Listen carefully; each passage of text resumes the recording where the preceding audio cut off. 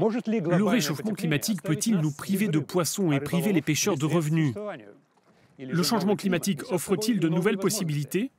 Ici en Italie et à travers l'Europe, les scientifiques et les pêcheurs cherchent des réponses.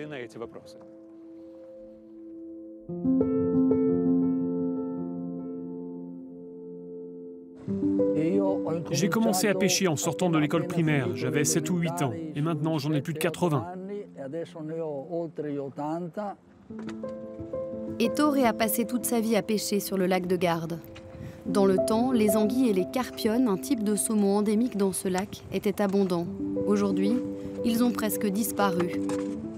Ettore n'en connaît pas la raison, mais il pense que cela pourrait être dû au changement climatique.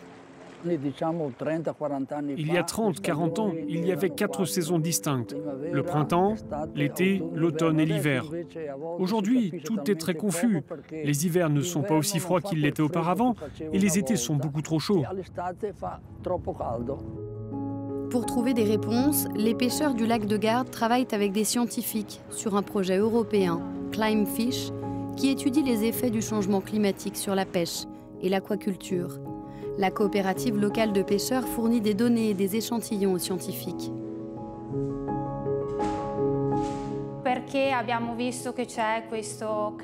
Depuis que nous avons constaté une baisse dans le volume de pêche, il nous semble très important de travailler ensemble avec les chercheurs pour leur donner tout ce qui est nécessaire à la compréhension des causes de ces changements, mais aussi pour trouver des solutions. Le lac de Garde fait partie des 15 cas étudiés dans le projet Climefish qui inclut des lacs, des étangs d'eau douce, des pêcheries marines et des piscicultures de toute l'Europe. Nous avons parlé à nos partenaires et leur avons demandé quel est pour vous le plus grand défi des années à venir. Et ensuite, nous sommes retournés voir nos biologistes et ceux qui conçoivent les modèles et leur avons demandé d'ajuster leurs données. Le réchauffement climatique en Europe fait croître plus vite les poissons et les mollusques, ce qui pourrait être une bonne nouvelle pour l'industrie, mais la surpêche et d'autres menaces sont aussi en hausse.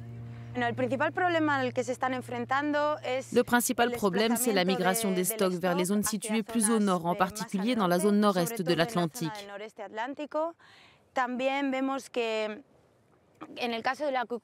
Nous constatons aussi, dans le cas de l'aquaculture, une prolifération accrue de parasites et des maladies.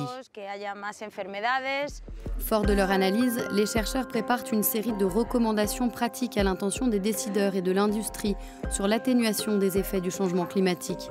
Ils travaillent aussi sur un logiciel qui aiderait à gérer les stocks de poissons plus efficacement. Nous voulons présenter aux utilisateurs plusieurs scénarios dus au changement climatique. Nous nous concentrons sur les résultats possibles, sur ce qui se produirait si certains paramètres changeaient.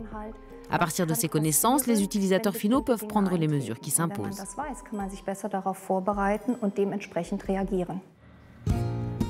Des chalutiers en Suède aux fermes aquacoles innovantes aux Canaries, le changement climatique présente de nouveaux risques et de nouvelles opportunités pour l'ensemble de l'industrie.